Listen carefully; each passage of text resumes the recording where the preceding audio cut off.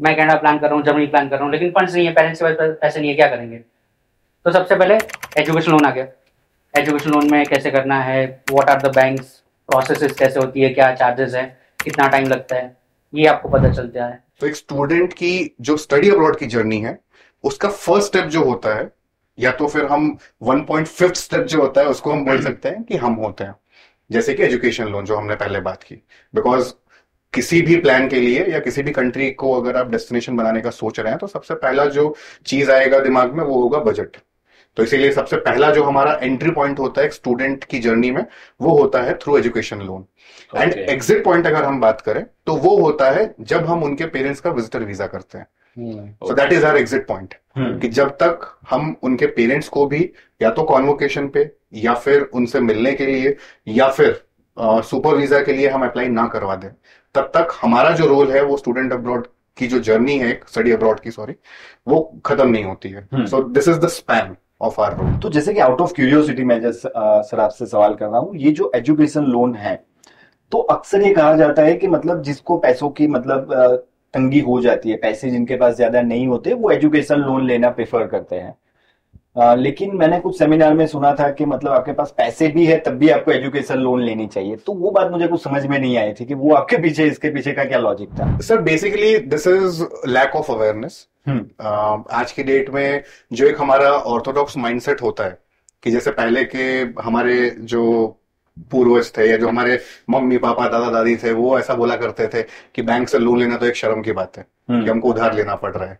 That is not right in the current scenario. आज की date में अगर आप देखेंगे, जितने भी सक्सेसफुल बिजनेसमैन है वो अपना खुद का पैसा इन्वेस्ट नहीं करते हैं, वो बैंक से लोन लेते हैं अपने नेटवर्थ के हिसाब से एंड उसी पैसे को इन्वेस्ट करते हैं। सो अपना खुद का पैसा नहीं, बैंक का पैसा इन्वेस्ट करके उसके ऊपर रेवेन्यू कमाते हैं, प्रॉफिट लेके अपने पास में लेते हैं एंड देन उसको वापस से री इन्वेस्ट करते हैं एंड देन उस एसेट के बेसिस पे वापस से फिर लोन लेते हैं। तो this is a whole cycle. तो ये एक मिथ है कि जिसके पास में पैसा नहीं है सिर्फ वही लोन ले सकता है या लेता है। बेसिकली अगर आप टैक्स सेविंग फंडामेंटल्स के हिसाब से देखें तो education loan is a very good option. और यही चीज है जो हम हमारे काउंसलिंग में बताते भी हैं कि आपके पास में अगर सेल्फ फंड्स हैं, अवेलेबल है भी, तो भी आप एजुकेशन लोन का जो एक ऑप्शन है वो एक्सप्लोर कीजिए। बिकॉज इसमें आपको बहुत सारे बेनिफिट्स मिलते हैं, आपके जो टैक्स में रिबेट्स मिलते हैं उसको आप यूटिलाइज कर सकते हैं and you can use your funds in an efficient way. ये सिर्फ जरूरत की बात नहीं है, ये मैनेजमेंट की बात है and that is the reason कि हमारे लोन टीम के जो मेंबर्स हैं वो खुद को लोन काउंसलर नहीं बोल के वो खुद को एक फाइनेंशियल एडवाइजर बोलते हैं।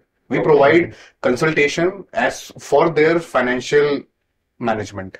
सो this is what we do. हम ये नहीं बताते हैं कि आप लोन ले लीजिए, हम ये बताते हैं लोन क्यों लेनी चाहिए, लोन कब और कैसे ले सकते हैं एंड अगर लोन लेना है तो हम कैसे और कहां तक उसको हेल्प करेंगे। एंड जब तक लोन उनको डिसबर्समेंट नहीं हो जाता है तब तक we don't stop. So this is what we do. मतलब सर मिलना पड़ेगा एक बार अंकित सर से, क्योंकि लोन लेना फिर कैसे करना, मतलब पर्सनल एक्सपीरियंस भी रहा होगा ना, आप भी ऐसा ही करते होंगे। मतलब लोन लेने के लिए तो I think Sunny is an expert. ये आपको सारे रास्ते बता देगा कहां से कितना लोन, कैसे लोन लेना है। जरूरी नहीं है कि आपको सिर्फ एजुकेशन लोन ही ले रहे हैं। जी जी। व्हाट इफ अगर आपके पास में एजुकेशन लोन की एलिजिबिलिटी नहीं है, तो this is again very interesting point कि बहुत सारे लोगों की एजुकेशन लोन की एलिजिबिलिटी नहीं होती है। उस केस में भी जो हमारे टीम मेंबर्स है वो बताते हैं कि आप किस तरीके से डिफरेंट ऑप्शंस एक्सप्लोर कर सकते हैं, प्रोवाइडेड टर्म्स एंड कंडीशंस कि आपको there are certain prerequisites of the bank of that particular product कि वो फुलफिल करनी पड़ेगी। अब ऐसा इसका कहने का मतलब ये नहीं है कि गारंटी हो ही जाती है कि सबको मिल ही जाएगा, बट स्टिल अगर एक जगह पे एलिजिबिलिटी नहीं बैठ रही है तो दूसरी जगह पे हम एलिजिबिलिटी के लिए ट्राई कर सकते हैं। बट एटलीस्ट जितने भी डोर्स अवेलेबल है सारे डोर नॉक किए बिना वापस जाना डजंट मेक एनी पॉइंट। तो लेकिन मैं अभी भी मतलब उस पॉइंट पे रुका हुआ हूँ जो आपने सेमिनार में भी कहा था कि अगर आपके पास पैसे है फिर भी अगर आप एजुकेशन लोन लेते हो तो आपको बेनिफिट होता है। तो बेनिफिट क्या होता है वो आप बताइए। तो सर देखो बेनिफिट्स में कैसा है, सिंपल सीक्रेट अभी सीक्रेट बताने जा रहा है। ये टॉप सीक्रेट, फिर वो वहां पे रन होगा बैनर ऐसा सीक्रेट मसाला। हाँ 3-4 पॉइंट्स हम लिख सकते हैं। This is actually available everywhere कि ये क्यों एजुकेशन लोन लेना चाहिए। सबसे पहला तो एक कंसर्न जो सर ने बोला कि ये ना बिजनेसमैन क्या करते हैं कि इन्वेस्ट करते हैं लोन लेके, तो अगर एक स्टूडेंट या एक बच्चा जा रहा है वाले हमें नहीं, पर अगेन सर, तो एक पेरेंट के लिए क्या होता है, बच्चे का एजुकेशन जो स्पॉन्सर कर रहे हैं, पैसे दे रहे हैं, वो इन्वेस्टमेंट ही है ना। तो ये अगेन हम उनको वही बोलते हैं कि sir this is your investment. Ideally हम क्या करते हैं, जब पेरेंट पीटीएम्स होती है, पेरेंट टीचर मीटिंग्स होती है, वन ऑन वन इंटरेक्शन करते हैं हमारी टीम्स, तो हमने जैसे मैंने 3.5 साल में क्या सुना है कि मेरे पास घर है, उस घर को बेच के हम यहाँ से लोन लेने वाले हैं। आइडियली हम उनको क्या बोलते हैं कि सर एक काम करो, उस घर को एज इट इज आप रहने दो, keep your asset as an asset and take a loan on that asset. ठीक है, तो उनको कैसे हेल्प करेगा? तो एक एजुकेशन लोन लेटर आपके पास आ गया। अभी वीजा क्या होता है, हम जनरली बात करते हैं कि जैसे हम बहुत मार्केट में सुनते हैं 100% वीजा गारंटी, ये होता है वो होता है। It is nothing like that, right? हमें आपको तो पता ही ये चीज। सो एक वीजा ऑफिसर के लिए एक एप्लीकेशन को देखना, यानी उस 10,000 में से उनको फॉर एग्जाम्पल 5,000 एप्लीकेशन ग्रांट करना है, 4,000 करना है, तो नेगेटिव प्रोसेस है, ये मैं समझता हूँ। ठीक है, उस नेगेटिव प्रोसेस में अगर वीजा ऑफिसर को ये दिखता है कि एक स्टूडेंट है, फॉर एग्जाम्पल अंकित सर जा रहे हैं कनाडा, ठीक है, तो उनके पास उनके सारे फंडिंग है, उनके पेरेंट्स है, जॉब कर रहे हैं, बिजनेस कर रहे हैं, जो भी कर रहे हैं उनका, उनके पास एक ऑफर लेटर आ गया XYZ कॉलेज से, उनका एजुकेशन भी अच्छा रहा है, उन्होंने 10th अच्छे से किया, 12th अच्छे से किया, ग्रेजुएशन करके जा रहे हैं, ऑफर लेटर है, बट उसका एडिशनल क्या है, तो there is a bank in India which is going to sponsor the students education. अब एजुकेशन लोन में अल्टीमेटली क्या होता है कि कवर क्या करता है, सबसे पहले तो हम ये भी बात करते हैं, तो एजुकेशन लोन में आता है सबसे पहले कि 4 चीजें कवर होती है। एक, आपका जो भी ट्यूशन कॉस्ट आने वाला है, जितने साल का आपका पढ़ाई है वो सारा का सारा। दूसरा, आपका लिविंग एक्सपेंसेस आ गया। उसके बाद मुझे उस कंट्री में जाना है, फ्लाइट से जाऊंगा, बोट से तो अभी हम सब जाते नहीं है। ऐसा कभी प्लान है सर कि सोच सकते हैं? आप जा सकते हैं, आप जा सकते हो सर, आपके बारे में इंडिया तो कुछ भी कर सकते हैं। कनाडा टेकिंग अ बोट, सो ये कहीं और जा रहा है। गांधी जी गए थे बोट में ना, जब गए थे तब साउथ अफ्रीका, तो अभी भी जा सकते हैं। वो तो लंदन गए थे ना पढ़ने। अच्छा ऐसा है, वो भी विदाउट एजुकेशन लोन। सर उनको बोट चल जाती थी, इनको क्रूज चलती है केवल। तो प्रॉब्लम कनाडा की हिस्ट्री भी सर देखे तो हाँ, तो 1800 हाँ, okay, so the first contingent from India which went to Canada, yes, ठीक है, through boat. I think that was the centennial ceremony of, I may be wrong on this, नहीं वही यस यस, की सेंटेनियल सेरेमनी गलत कैसे हो नहीं sir, क्या बात कर। सो आई थिंक क्वीन एलिजाबेथ की कुछ सेरेमनी थी और उसमें वो छोड़ने के लिए जाना था। मुझे उनका नाम भूल गया सर, आप उसको बाद में भी ऐड कर सकते हो। हाँ, वो गए थे, उनका पूरा एक रेजिमेंट गया था from India to Canada, and from Canada वो गए मॉन्ट्रियल, नहीं वैंकूवर शायद, वहां पे पहुंचे। एक्चुअली मैं थोड़ा आपको स्टोरी में हाँ प्लीज लेके आता हूँ। एक्चुअली में यहाँ से गए थे यूके, हाँ यूके में सेरेमनी हुई, राइट। लेकिन जस्ट लाइक आपको पता ही है कि राजा और रानी वहां तो उस टाइम पे उनके लिए फैसिलिटी ज्यादा होती है, और जो जितना आप नीचे जाओगे उतना फैसिलिटी कम होता है। तो सोल्जर्स को छोड़ने के लिए एक ही बोट थी। ओके, तो जो कनाडा से सोल्जर्स आए थे उनको भी, और इंडिया से, तो उनको छोड़ने के लिए एक ही बोट थी। तो सबको एक बोट में चढ़ा दिया। हाँ, लेकिन क्योंकि उस टाइम पे हम तो कलर्ड थे और वो लोग गोरे थे, तो पहले कनाडा वालों को छोड़ने के लिए गए, इंडिया वालों को बिठाए रखा बोट में कि चलो कनाडा चलो, इनको छोड़ देंगे, फिर तुम लोगों को छोड़ देंगे। ओके, यानी उन्होंने सोचा कि around the world in 80 days वाला कॉन्सेप्ट करते हैं, वो नहीं पाया। तो फिर वो गए वैंकूवर देखा, और वो जो सरदार थे जिनका भी आप नाम ले रहे थे, वो तो first Indian step down on Canada's land. तो उन्होंने फिर देखा कि यार ऐसा देश है और यहाँ पे तो प्रोस्पेक्ट है, actual land of opportunity, right right sir. फिर वो वापस इंडिया आए और पंजाब में आकर सबको बोला कि एक ऐसा देश है जो इंग्लैंड से इतना गुना बड़ा है, इवन इंडिया से इतना बड़ा है, और इतना ज्यादा अपॉर्चुनिटी है वहां पर। तो तब से जो नशा चढ़ा था आज तक उतरा ही नहीं है ना पंजाब में, के अभी भी सबको अभी मतलब अभी ऑफिशियल लैंग्वेज मतलब फर्स्ट है उनकी इंग्लिश, सेकंड फ्रेंच और तीसरी अभी पंजाबी। और उसमें भी अगर इंडियन लैंग्वेज की बात करें तो पहले नंबर पे पंजाबी है, दूसरे नंबर पे हिंदी है, तीसरे नंबर पे गुजराती है। अच्छा ओके सर, हम बहुत अच्छा कंपटीशन दे रहे हैं और देते रहेंगे। हाँ, लेकिन लोन से जाने वाले सबसे ज्यादा गुजराती होंगे सर। देखो सर, सबसे ज्यादा बिजनेस ओरिएंटेड लोग होते हैं ना यहाँ पे, इसलिए सो ये जो पॉइंट अभी हम डिस्कस कर रहे हैं, ये सब इसकी समझ जो है वो सबसे ज्यादा गुजराती लोगों को होती है। Very good point. उनको पता है पैसे कहाँ से कितने बचाने हैं, किस तरीके से इन्वेस्ट करना है, कहाँ से फायदा निकालना है। हाँ, तो इसको ना, ये वाला पोर्शन को आप कट कर देना, इसको कहीं और लगा देना। भाई दिस इज अनफिल्टर्ड, ये इसमें कुछ कटवट नहीं होता।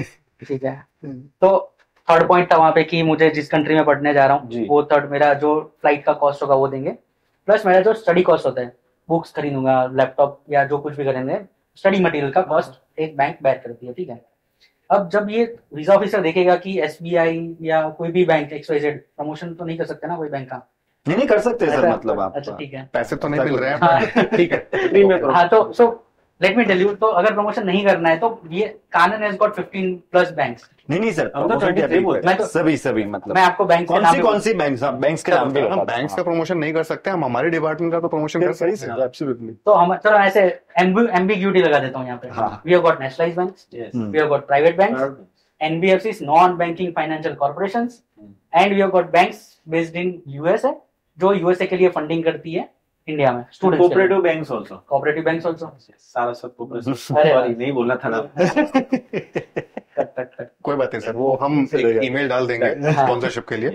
ठीक है, स्पॉन्सर्ड बाय XYZ। तो ये चार्ज नहीं, लेकिन नेशनलाइज बैंक में कौन सी है? अरे नाम तो नहीं नेशनलाइज में तो मतलब नेशनलाइज वाले बात क्या ही दे बोल सकते हैं। पॉइंट तो सही है, नेशनलाइज वाले क्या ही नहीं सर, लोग कह देंगे भाई। सो अगेन ये मिथ भी आप ब्रेक कर सकते हैं सर। नहीं, हमको क्या दे देंगे भाई? हाँ, स्टूडेंट को तो बहुत कुछ देते हैं। स्टूडेंट को तो डेफिनेटली मतलब। हाँ, लेकिन फिर भी नेशनलाइज बैंक के जब भी हम ये बात करते हैं ना, तो ज्यादातर लोग नेशनलाइज बैंक के बारे में बात नहीं करते हैं।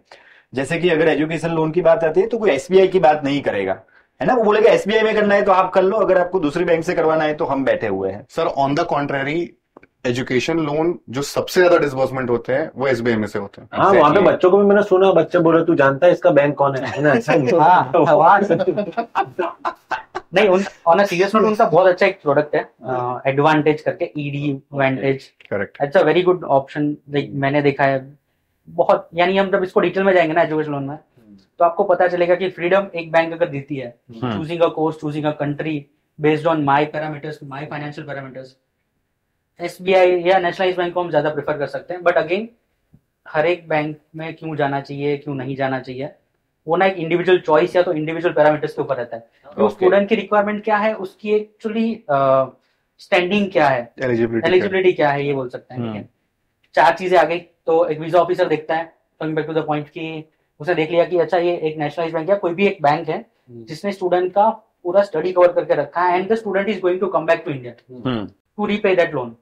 ठीक है, तो उसके वीजा के चांसेस बढ़ जाते हैं। ठीक है, तो हम ये एक सजेशन देते हैं। प्लस एक होता है जो रेमिटेंस में भी शायद हम डिस्कस करेंगे आगे भी, कभी ये डिस्कशन हुआ होगा, स्टूडेंट्स गोइंग टू अब्रॉड, उनको पता होता है, that is tax collected at source, TCS। ये जैसे TDS आता है, TCS आता है। अब TDS तो मेरे आरओ में भी है। हाँ, वो TDS सर वो है, आई थिंक अगेन यार उसका फुल फॉर्म तो 12th साइंस से बाद छूट गया ना, तो ज्यादा आइडिया नहीं। पानी हेवी रहता है उसमें। अभी तो कॉमर्स में आ गए। हाँ, तो फाइनेंसेस में, फाइनेंसेस सॉरी नॉट, अच्छा। सो TCS आता है। TCS में क्या होता है कि आइडियल स्लैब जो है स्टूडेंट एजुकेशन के लिए जो पे करते हैं आउटसाइड इंडिया, तो उसमें 5% का स्लैब है कि 7 लाख से अगर इंटरनेशनल पेमेंट जाता है, पर्पस जो है उस रेमिटेंस का है एजुकेशन पर्पसेस के लिए, तो 7 लाख के ऊपर 5% देना पड़ता है। बट अगर सेम चीज एजुकेशन लोन होगा तो 0.5% हो जाता है। ये बैनर चाहिए हमको यहाँ पे। ओके, तो मतलब 4.5% का सीधा बेनिफिट हमें हो जाता है एजुकेशन लोन स्टूडेंट्स। देखो सर, अब अगेन ये गुजराती दिमाग बोल रहा है मेरा कि यहाँ पे 0.5 और 4.5 मेरा बच रहा है। अगेन TCS में ना मार्केट में ऐसा सबने बना के रखा है कि मैं क्यों TCS दूं। TCS इज समथिंग जो आप पे करोगे तो भी कोई प्रॉब्लम नहीं है, क्योंकि TCS 100% रिफंड हो जाता है। ये भी अगेन आप इसका भी बैनर आप लगा सकते हो कि TCS is good, TCS is not a bad thing. ऐसा नहीं है कि टैक्स गवर्नमेंट GST ऐसा नहीं है कि गवर्नमेंट ने ले लिया आपको वापस नहीं मिल रहा है, आपको वापस मिलता है, उस परसेंटेज के साथ मिलता है, एंड वो आपकी फाइनेंशियल हिस्ट्री में एक पॉजिटिव पॉइंट को ऐड करता है। आप अल्टीमेटली तो ऐसा है सर कि देखो रेमिटेंस में अगर कोई भी स्टूडेंट है ना, ये चीज भी सर हम बोल सकते हैं, या इसका भी आप कभी अवेयरनेस कैंपेन कर सकते हो कि अगर मार्केट में, ये तो बहुत बार हो चुका है, अगर मार्केट में कोई आके ये बोलता है ना कि आप मुझे कैश दे दो मैं आपका ट्यूशन फीस पे कर दूंगा, ठीक है, आप बहुत हुआ ऐसा, आप XYZ अकाउंट में डालो, हम आपका ट्यूशन फीस पे कर देंगे। ये कभी नहीं होता है सर। ठीक है, ये सेम मेरे पापा को दी थी। कैसे कैसे आप अगर मतलब मैं मास्टर्स के लिए जा रहा था विद्यानगर, तो मैंने पापा को बोला था कि आप मेरे अकाउंट में पैसा ट्रांसफर कर दो, हाँ मैं कॉलेज में दे दूंगा। कॉलेज में ट्यूशन फीस। आपने भी वो लॉक टेबल वाला किया हुआ है। ऐसा तो सर नहीं, पर चलो ये इंडिया में चलता है सर, क्योंकि इंडिया में क्या है कि सेम इंडिया टू इंडिया पैसे भेजना है। अब when it comes to sending money from India to any other country, वहां पे बहुत सारे रूल्स रेगुलेशंस कंप्लाइंसेस आते हैं।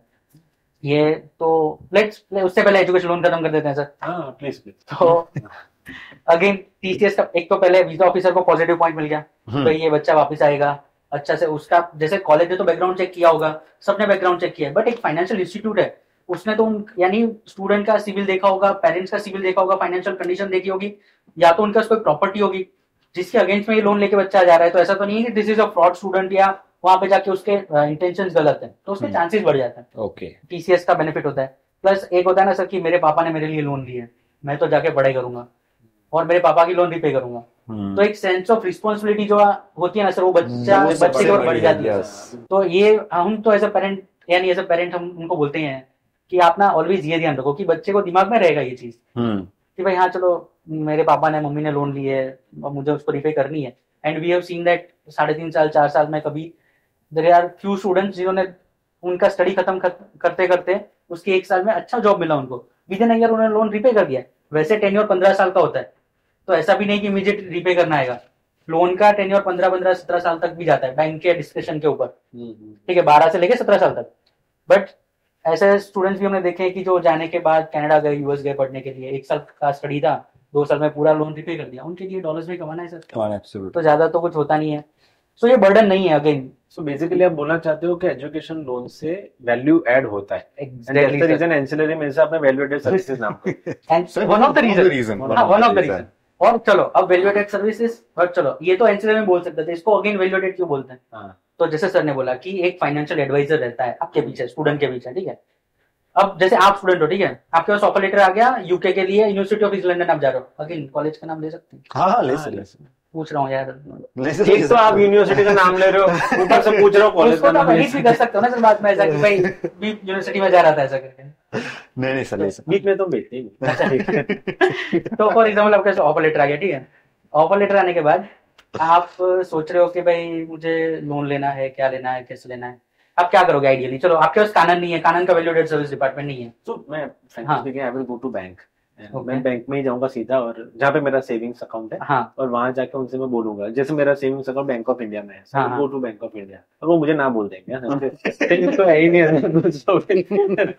ओके, नहीं तो और क्या करोगे सर आप? कभी नहीं सर, मैं बता दूं दिक्कत कहाँ पे होती है कि मतलब जहाँ पे मतलब मैंने जहाँ पे सेविंग अकाउंट ओपन किया हुआ है वहां पे मैं जाता हूँ, पहले तो मैनेजर मुझे मिलेगा नहीं, हाँ, अगर गलती से मिल गया तो वो लंच पे होगा, हाँ, और लंच से अगर मिल गया तो नॉट नेसेसरी कि उसे मतलब एजुकेशन लोन के बारे में सभी की सभी जानकारी होगी, क्योंकि जनरली क्या होता है कि कुछ ऐसे एक्सपर्ट्स होते हैं बैंकिंग में भी, जैसे कि अगर उनके पास एजुकेशन लोन के बड़े गिने चुने केसेस आते हैं तो वो एजुकेशन लोन का एक्सपर्ट नहीं होगा, तो वो मुझे कहेगा कि इतने इतने डॉक्यूमेंट लेके आओ, फिर दूसरी बार आऊंगा तो बोलेगा कि नहीं अभी ये डॉक्यूमेंट लेकर आना है। अब दिक्कत ये आती है एजुकेशन लोन में कि हमारा पूरा काम डेडलाइन में होना चाहिए, डेडलाइन में हो नहीं रहा है। और सर आपकी सारी तकलीफों से मेरे को ऐसा क्यों लग रहा है कि आपका अकाउंट सेविंग एसबीआई में? अरे इनके साथ में एक बार गया था बीप बैंक में, तो उन्होंने बोला था कि अभी लंच टाइम चल रहा है तो बाजू के काउंटर पर चले जाओ, हम भी एक्सपेक्ट कर रहे थे, उन्होंने हमको बोला कि लंच टाइम चल रहा है आप दूसरे बैंक में चले जाओ। Sir actually this is a myth, so I would like to clear this out. So हम दोनों के पापा एसबीआई में, this is not the reason. My father is in bank of Baroda, मैं खुद बैंक ऑफ बड़ौदा में रह चुका हूं। तो ये चारों पॉडकास्ट जो कर रहे हैं ना सर, तो चारों के फैमिली के father bank of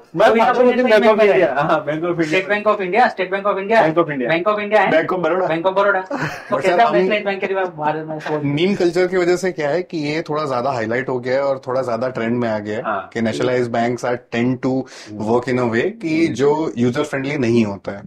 but actually में आप देखने जाएंगे, मैं पिछले 3 साल से जाना मैंने स्टार्ट किया है एसबीआई में, क्योंकि इसके पहले मेरे पापा सारी चीजें हैंडल कर लिया करते थे, पर अब उन्होंने भी मुझको डिसोन कर दिया है कि नहीं अब मैं कोई काम नहीं करूंगा। आपके पापा भी देखने वाले ना? I guess so. तो अब मुझको जाना पड़ता है। Sir you will be surprised, but actually में मैंने कभी आज तक ऐसी लाइंस नहीं देखी है जिसमें 2 या 3 लोगों से ज्यादा हों। And this is a reason कि पहले जो एम्प्लॉय काउंट हुआ करता था इन नेशनलाइज बैंक्स, अब उससे बहुत ज्यादा इंक्रीज किया जा चुका है। एंड नेशनलाइज बैंक्स और प्राइवेट बैंक में एक डिफरेंस जो है with respect to their growth, वो ये था कि प्राइवेट बैंक्स ने एज एन अपॉर्चुनिटी बहुत सारी चीजें ऐड की थी कि आप इंटरनेट बैंकिंग के लिए उन्होंने 2 बंदों को रख दिया, देन उसके बाद में म्यूचुअल फंड इन्वेस्टमेंट, ये सारी चीजों के लिए रख दिया, उन्होंने एज एन अपॉर्चुनिटी रखा था। नेशनलाइज बैंक से जो मैंने एक्सपीरियंस किया है या मेरा जो ऑब्जर्वेशन है वो ये है कि दे वांटेड कि मुझको पता है मेरे पास में एक दिन का 100 फुटफॉल होने ही वाला है, कैशियर मेरे पास में 3 ही है, तो मैं उसके ऊपर वो बर्डन जाने दूं, उससे बेटर है कि मैं और 2-3 ऑप्शंस दे दूं ताकि जो मेरे कस्टमर है वो उतने इंगेज रहे। This is what my father told कि दीज वर द रीजन जिसकी वजह से ब्रांचेस में भी उन्होंने ये सारी सर्विसेज देना स्टार्ट किया। And obviously it is unsaid कि कहीं ना कहीं compete करना भी एक रीजन तो होता ही है कि बाकी सारे बैंक्स में मिल ही रहा है। बहुत मतलब वर्कलोड हद से ज्यादा रहता है मैंने, क्योंकि as compare to private bank, nationalise bank पे ही अभी लोगों का ट्रस्ट रहता है। कस्टमर बेस ज्यादा है, कस्टमर बेस हद से ज्यादा रहता है, तो वो तो डिफिकल्टी रहेगी। One of the reason why SBI does education loan the most is because of their customer base. सबसे ज्यादा कस्टमर बेस है। अभी तक जो स्टूडेंट्स आ रहे हैं उनके फादर गवर्नमेंट जॉब्स में ज्यादा इन्वेस्टेड होते हैं, या तो उनके जो सैलरी अकाउंट्स होते हैं वो एसबीआई में हो रहे होते हैं। तो कहीं ना कहीं उनका एक कनेक्शन रहता ही रहता है एसबीआई से। और this is a human tendency कि आपका अकाउंट जिस बैंक में होगा आप सबसे पहले वहां पे एक बार इंक्वायर जरूर करेंगे अपनी किसी भी फाइनेंशियल नीड के लिए। And on top of everything their product is very good. जो रेट ऑफ इंटरेस्ट वो प्रोवाइड कर रहे हैं वो rate of interest is again unmatchable. हाँ, सेंट्रल बैंक में भी अच्छे ऑप्शंस मिलते हैं with respect to ROI, but again it depends on service to service, branches to branches. जितनी ब्रांचेस शायद एसबीआई की मिलेगी उतनी ब्रांचेस सेंट्रल बैंक की ना मिल पाए इन सर्टेन एरियाज। तो कहीं ना कहीं वो भी एक डिफरेंशिएटर बन के काम करता है। एंड एट लास्ट जो आपको वैल्यू मिलने वाली है आपके लोन की वो सबसे ज्यादा आपको नेशनलाइज बैंक्स में मिलेगी। This is again you know an interesting fact जो ज्यादातर लोग इसको एक्सप्लोर नहीं करते हैं। अगर आप नेशनलाइज बैंक से लोन ले रहे हैं आपको सबसे ज्यादा वैल्यू मिलेगी। आपका जो लोन अमाउंट होगा वो सबसे ज्यादा एनहांस्ड होगा, आरओआई आपका सबसे कम होगा। आप अगर कंपेयर करेंगे एक प्राइवेट बैंक में से, आपने सपोज अगर हमने अनसिक्योर्ड लोन लिया हुआ है और हमने सिक्योर्ड लोन लिया हुआ है, आप कंपैरिजन करेंगे तो कहीं ना कहीं आप ये देखेंगे कि जो सिक्योर्ड लोन है उसका पड़ना भारी रहता है। एंड वो भी नेशनलाइज बैंक ही देते हैं। तो कहीं ना कहीं स्टूडेंट के ऊपर बहुत कम बर्डन रहता है। Moratorium period is a point बहुत अच्छा है जो हम बता सकते हैं। सो बहुत सारे लोगों को ये नहीं पता होता है, बट ये शब्द तो सभी को तभी पता चला कोविड के बाद। मॉरेटोरियम। हाँ, you are very right sir. उससे पहले यानी ये फ्रीक्वेंट नहीं था सर। हाँ। सर जरूरत जब पड़ती है, जरूरत वो हम बोलते हैं ना कि necessity is the mother of invention, तो that is the point. Even the father invention. Right. #SBI #MyLoanFromSBI। ठीक है, मैं तो पापा को भेजने वाला हूँ। हाँ, ये वाला इतना तो स्पॉन्सरशिप के लिए मुझको चाहिए अमाउंट। इतना नहीं, पर मैं नहीं भेजूंगा क्योंकि so again one more meet I want to break out SBI कि वहां पे ना कभी लंच ब्रेक जैसा कोई सिस्टम नहीं होता है सर। ये मुझे पता है बिकॉज वहां पे अगर 4 कैशियर होंगे ना सर, तो 4 कैशियर में 2 अगर लंच पे जा रहे हैं तो 2 ऑलवेज काम कर ही रहे हैं और उनका लंच आधे घंटे का होता है सर। आई नेवर तो it's not like that. Concluding to education loan meme culture. हाँ बस वही #no more jokes #running out of the time। let's switch to the other नहीं अभी एजुकेशन लोन पे मतलब थोड़ा पर्सनल लेवल पे ही मुझे काम है। आपको पढ़ने और नहीं रेट ऑफ इंटरेस्ट कितना होता है? रेट ऑफ इंटरेस्ट ना ये कैसा होता है सर कि ये कनेक्टेड है आरबीआई के रेपो रेट्स के साथ। ठीक है, when I started education loan students को देने के लिए, Kanan basically started April 2021, somewhere it was 8.5% okay से लेके 13% तक आसपास जाता था। अभी समवेयर अराउंड 10% के आसपास है, 10 to 10.5% से लेके 13-14% तक जाता है मैक्सिमम। अब ये 10 से या 10.5 से लेके 14% क्यों फिक्स क्यों नहीं है? तो वो क्या होता है कि पैरामीटर्स होता है बैंक्स के। ठीक है, अब 3 चीजें देखी जाती है सर। एक, स्टूडेंट ने प्रीवियस एजुकेशन कैसे किया हुआ है, 10th में अच्छा था, 12th में अच्छा था, ग्रेजुएशन अगर किया हुआ है तो उसका क्या स्कोर बना था, एक चीज। दूसरा, उसके जो गारंटर है, चीन के स्टूडेंट जब जा रहा है उस कंट्री में तो यहाँ पे उसकी गारंटी कौन ले रहा है फंड्स की, उनका फाइनेंशियल प्रोफाइल क्या है। दूसरा, तीसरा कि अगर इनकेस वो प्रॉपर्टी दे रहे हैं तो उसकी प्रॉपर्टी की वैल्यूएशन क्या है। एक सब पॉइंट अगर ऐड करना है कि स्टूडेंट का प्रीवियस एजुकेशन और फ्यूचर एजुकेशन दोनों चीजें मैटर करती है एक्चुअली। यानी कौन सी यूनिवर्सिटी में पढ़ने जा रहे हैं, कौन सी यूनिवर्सिटी है, हाँ यूनिवर्सिटी का रैंकिंग क्या है, कोर्स कौन सा है, स्टेम से बिलोंग करता है कि नहीं है, तो ये सारे फैक्टर्स अफेक्ट करते हैं sir. Just to add on a point जो आपने क्वेश्चन किया कि जिस कॉलेज या यूनिवर्सिटी में पढ़ने जा रहे हैं उससे फर्क पड़ता है कि नहीं। So certain private banks has a separate product for this जो हम बोलते हैं future income programme. So depending on the ranking of the college and the programme, उसके बेसिस पे भी कई बार एक इनहेंस्ड अमाउंट ऑफ लोन मिलता है। अगर शायद आपका नॉर्मली एलिजिबिलिटी बैठ रहा होता 15 लाख का ही, जस्ट फॉर एन एग्जांपल, तो मे बी अगर आपका जो प्रोग्राम है और आपका जो कॉलेज या यूनिवर्सिटी है उसकी रैंकिंग बहुत अच्छी है ग्लोबल लेवल पे, तो देयर आर हाई चांसेस कि वो 15 की जगह आपकी एलिजिबिलिटी सीधा 25 लाख की हो जाएगी। सो बहुत ज्यादा इम्पैक्ट करता है वो। अब लग रहा है कि ये प्राइवेट बैंक से भी कुछ फंडिंग के लिए सोच रहे हैं ना। I will explore all my options. अच्छा, एक्चुअली ये पॉइंट जानबूझ के मैंने बोला था ताकि प्राइवेट बैंक की बात है। हाँ नहीं सही है। नहीं, लेकिन फिर भी मतलब ओवरऑल एजुकेशन लोन की बात करते हैं, मतलब थोड़ा इकोनॉमिकली हम दिमाग लगाता हूं मैं अपना, कि अगर मैं अपने पैसे इन्वेस्ट कर रहा हूँ, राइट, तो वो मेरे पैसे वहां पे चले जाएंगे। उससे अच्छा है कि मैं एजुकेशन लोन ले लूं जिसका रेट ऑफ इंटरेस्ट रहेगा जो भी 8% to 10% के बीच में कुछ ना कुछ रहेगा। 10 to 14 11% सर, 11% भी हम मान हाँ, सकते हैं, लेकिन उसमें भी जो इंटरेस्ट रहेगा वो तो मुझे वापस मिल जाएगा जब मैं इनकम टैक्स पे करूंगा तब। पूरा तो नहीं मिलेगा। ओके, तो इसको बोलते हैं सर 80 के अंडर में डिडक्शन मिलता है। हाँ, वो वेरी राइट deduction। सर, ये पॉइंट भी ऐड करना चाहिए था, याद दिले जा रहे हैं। अच्छा, बैनर में आ जाएगा। ठीक है। हाँ, तो ये क्या होता है कि जैसे हमारे सबके फादर वर्किंग थे, ठीक है, सैलरीड थे, इनकम बनती है, इनकम टैक्स बनता है। तो जो एक्सपेंसेस जाता है ना, जहाँ पे हम दिखाते हैं कि ये एक्सपेंस में जाएगा, जो नॉन टैक्सेबल इनकम जाएगा हाँ। 80 में। तो अगर एजुकेशन लोन है और इसका जितना भी इंटरेस्ट आएगा ना, तो अगर सैलरीड पर्सन है तो उनके 80 में वो डिडक्शन मिल जाता है उनको, मतलब पूरा डिडक्शन मिलता है। तो मतलब उसके ऊपर इनका वो जो जितना भी इंटरेस्ट उन्होंने पे किया होगा एक साल में उस फाइनेंशियल ईयर में, उसके ऊपर उनको टैक्स देने की जरूरत नहीं है। वो उनकी इनकम से वो इतना रिड्यूस हो जाएगा, नॉन टैक्सेबल अमाउंट हो जाएगा उनके लिए। तो वो तो बेनिफिट है ही। और जो अमाउंट में लगाने वाला था, if I am investing in mutual fund और एनीवेयर एल्स, तो उससे तो मुझे ज्यादा ही रिटर्न मिलने वाला है। सर वही है ना कि अगर आपका भाई है, ठीक है, 25 लाख उसके ऊपर आप इन्वेस्ट कर रहे हो कई बार भेजने के लिए, तो 2 साल में वो रिपे कर ही देगा। 25 लाख वो म्यूचुअल फंड इतना, ये again I don't know how right I am wrong I am, but again वो तो उनको भी नहीं पता ना म्यूचुअल फंड वालों को, अभी तो बोलते हैं वहाँ पे तो डिस्क्लेमर होता है, it is subjected to market risk. यहाँ पे तो कोई मार्केट रिस्क नहीं है। नहीं, अगर मेरे पास पैसे भी हैं, तो मैं वो पैसे कहीं और इन्वेस्ट कर रहा हूँ और एजुकेशन लोन लेकर मैं किसी को पढ़ाई के लिए भेज रहा हूँ, तो ये स्मार्ट डिसीजन होगा या फिर? ऑफ कोर्स सर, ये बच्चा स्मार्ट है तो बच्चे सर आजकल तो हर कोई बच्चे स्मार्ट ही है, ऑन पेपर तो है। नहीं सर, प्रैक्टिकली भी है। वो तो मैं अभी अगर ये सब बोलते दिया, अभी कमेंट सेक्शन में स्मार्टनेस दिखेगी सर। आपको पता नहीं होगा इंस्टाग्राम पे कितने फीचर्स होते हैं, उन्होंने वो सारे यूज किए हुए होंगे। आपको बहुत स्मार्ट होते हैं आजकल के जो जेनजी पॉपुलेशन है, बहुत स्मार्ट है। ओके, सो हम यहाँ पे कंक्लूड करते हैं अभी एजुकेशन लोन इनफ हो गया, ज्यादा हो रहा है नहीं या फिर और इतना? हाँ, मतलब और कुछ, हाँ मतलब तो इनको लोन लेनी है वो नहीं देखने वाले नहीं क्या बात कर रहे हो सर? अच्छा है, उनको देखने की जरूरत भी नहीं है, उनके लिए कांटेक्ट करे आप। एग्जैक्टली। तो नंबर आना चाहिए। हाँ, नीचे यहाँ पे वो नंबर रन होना चाहिए। तो और कुछ एजुकेशन लोन में? नो, आई गेस इनफ, बस यही आपका नंबर रख दीजिए नीचे कि भाई जिसको भी और ज्यादा जानना है एजुकेशन लोन के बारे में, या तो एजुकेशन लोन चाहिए तो इस नंबर के ऊपर, या तो आप ऐसी बैंक हो जो एजुकेशन लोन देते हो, और अगर आपको स्टूडेंट चाहिए आप कांटेक्ट करो हमारी टीम, और उनके सर स्पॉन्सरशिप के लिए बातचीत करेंगे। स्पॉन्सरशिप तो फिर बाद में देखेंगे, बिजनेस तो लाके देंगे इतना।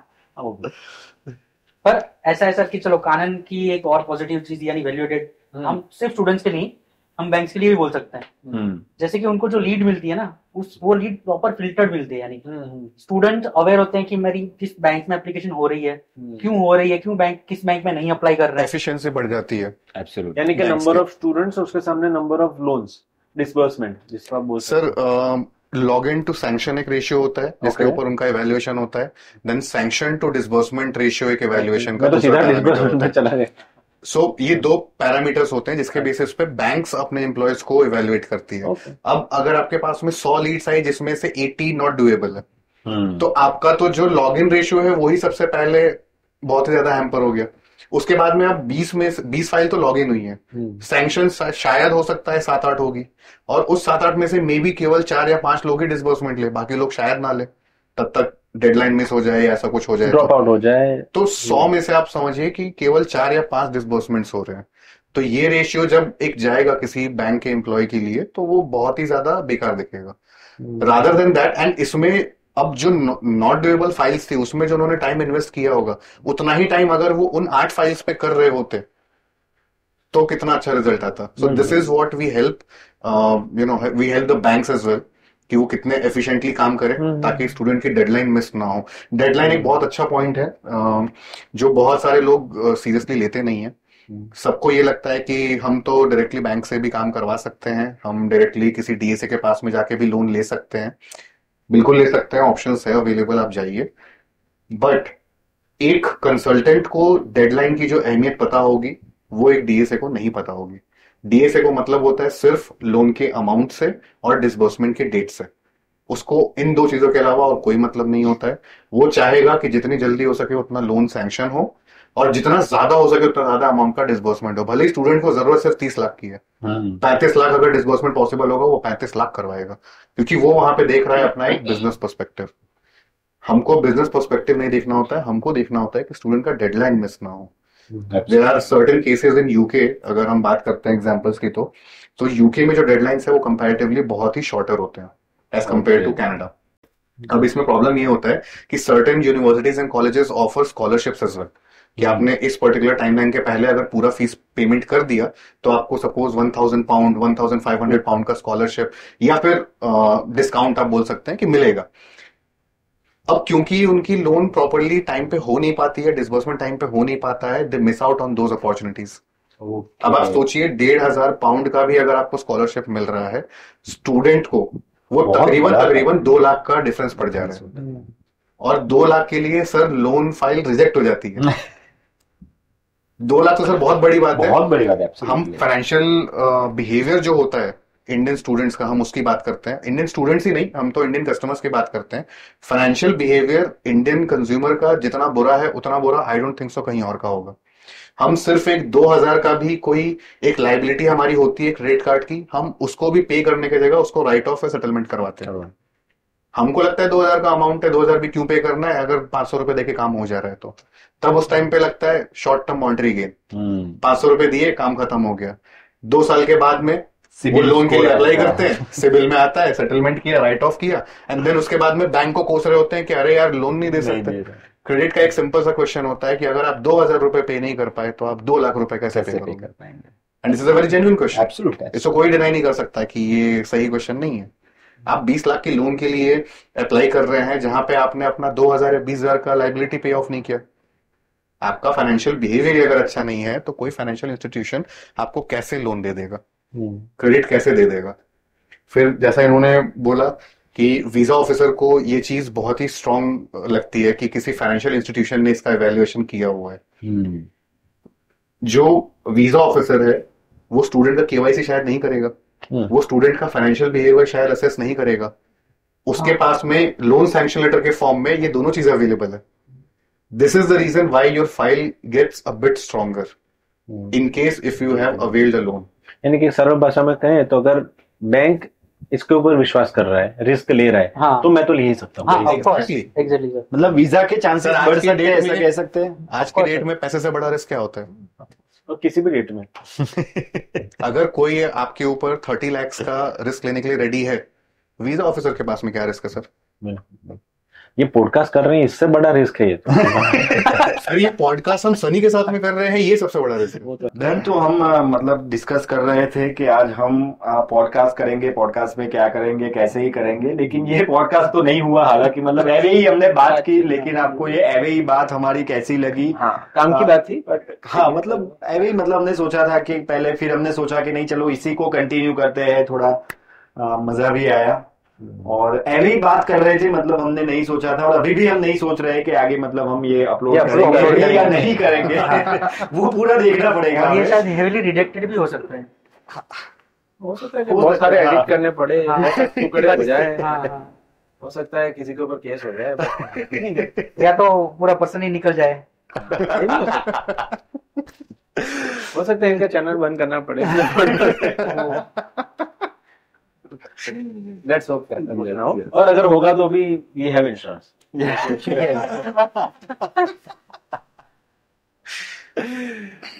तो चलिए बस आज के लिए इतना ही। आपको हमारी ये एवे ही बातें कैसी लगी ये आप हमें कमेंट करके जरूर बताना। भले ही बात हम एवे ही कर रहे थे, लेकिन जो डिस्कशन हुआ वो बहुत ही ज्यादा इंपॉर्टेंट था, चाहे वो एजुकेशन लोन को लेकर हो, चाहे वो इंश्योरेंस को लेकर हो, या चाहे वो आउटवर्ड रेमिटेंस के बारे में हो।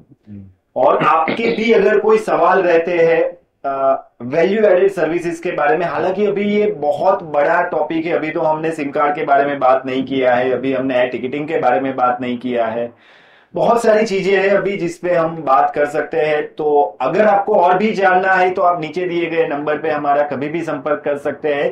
कमेंट पे आप आपके सवाल लिखकर भेज सकते हैं, और नेक्स्ट टाइम जब हम सवाल ही सवाल करके पॉडकास्ट करेंगे तो उसमें आपके ये सारे सवालों का जवाब भी देने का हम प्रयास करेंगे। और इसके अलावा भी आपको पर्सनल लेवल पे अंकित सर है, सनी सर है, मयूर सर है, तो वो भी आपके सवालों के जवाब देंगे। तो आज के लिए बस इतना ही। ऐसे ही इंटरेस्टिंग एवे ही टॉक देखने के लिए देखते रहिए कानन वीजा इनसाइट्स।